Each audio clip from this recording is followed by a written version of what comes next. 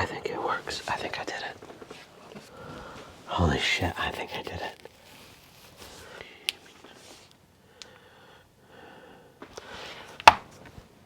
Also, I know I need to shave and get a haircut, but I'm waiting to hear back about a movie, so I can't do that.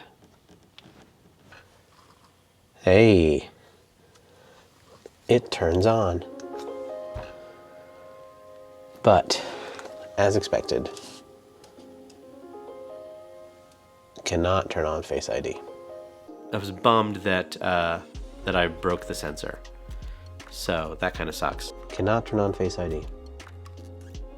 Okay. Win some, you lose some.